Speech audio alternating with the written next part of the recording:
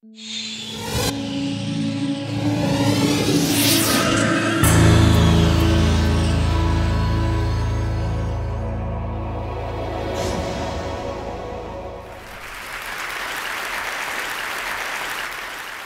name is Ryan Lobo, and I've been involved in the documentary film making business all over the world for the last 10 years. During the process of making these films, I found myself taking photographs, often much to the annoyance of the video cameraman. I found this photography of mine almost compulsive, and at the end of a shoot, I would sometimes feel that I had photographs that told a better story than a sometimes sensational documentary. I felt when I had my photographs that I was holding on to something true, regardless of agendas or politics. In 2007, I traveled to 3 war zones. I traveled to Iraq, Afghanistan, and Liberia. And over there, I experienced other people's suffering up close and personal, immersed myself in some rather intense and emotional stories, and at times, I experienced great fear for my own life. As always, I would return to Bangalore and often to animated discussions at friends' homes where we discussed various issues, while they complained bitterly about the new pub timings, where a drink often cost more than what they paid their 14-year-old maid. I would feel very isolated during these discussions, but at the same time, I questioned myself and my own integrity and purpose in storytelling, and I decided that I had compromised. Just like my friends in those discussions, where we told stories in contexts we made excuses for, rather than taking responsibility for them. I won't go into details of what led to a decision I made, but let's just say it involved alcohol, cigarettes, other substances, and a woman. I basically decided that it was I, not the camera or the network or anything that lay outside myself, that was the only instrument in storytelling truly worth tuning. In my life, when I tried to achieve things like success or recognition, they eluded me. Paradoxically, when I let go of these objectives and worked from a place of compassion and purpose, looking for excellence rather than the results of it, everything arrived on its own, including fulfillment.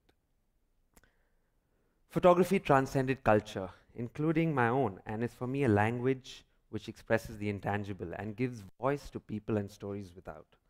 I invite you into 3 recent stories of mine, which are about this way of looking, if you will, and which I believe exemplify the tenets of what I like to call compassionate storytelling.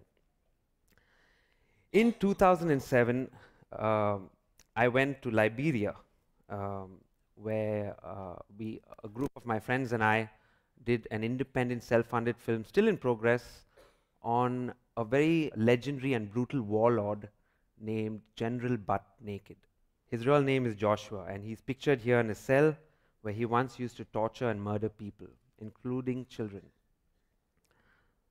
Joshua claims to have personally killed more than 10,000 people during Liberia's civil war.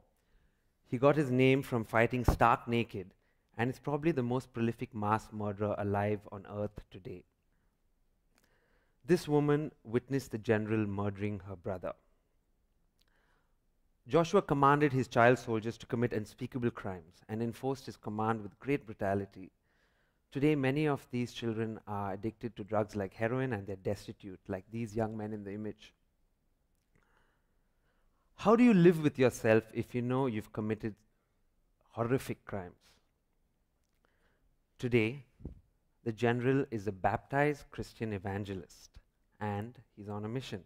We accompanied Joshua as he walked the earth, visiting villages where he had once killed and raped. He sought forgiveness, and he claims to endeavor to improve the lives of his child soldiers. During this expedition, I expected him to be killed outright, and us as well. But what I saw opened my eyes to an idea of forgiveness which I never thought possible. In the midst of incredible poverty and loss, people who had nothing absolved a man who had taken everything from them. He begs for forgiveness and receives it from the same woman whose brother he murdered. Senegalese, the young man seated on the wheelchair here, was once a child soldier under the general's command. until he disobeyed orders and the general shot off both his legs. He forgives the general in this image. He risked his life as he walked up to people whose families he'd murdered. In this photograph, a hostile crowd in a slum surrounds him, and Joshua remains silent as they vented their rage against him. This image to me is almost like from a Shakespearean play, with a man surrounded by various influences, desperate to hold onto something true within himself in a context of great suffering that he has created himself. I was intensely moved during all this, but the question is, does forgiveness and redemption replace justice? Joshua, in his own words, says that he does not mind standing trial for his crimes and speaks about them from soapboxes across Monrovia to an audience that often includes his victims. A very unlikely spokesperson for the idea of separation of church and state. The second story I'm going to tell you about is about a group of very special fighting women with some rather unique peacekeeping skills. Liberia has been devastated by one of Africa's bloodiest civil wars, which has left more than 200,000 people dead, thousands of women scarred by rape and crime on a spectacular scale. Liberia is now home to an all-women United Nations contingent of Indian peacekeepers. These women, many from small towns in India, help keep the peace far away from home and family. They use negotiation and tolerance more often than an armed response.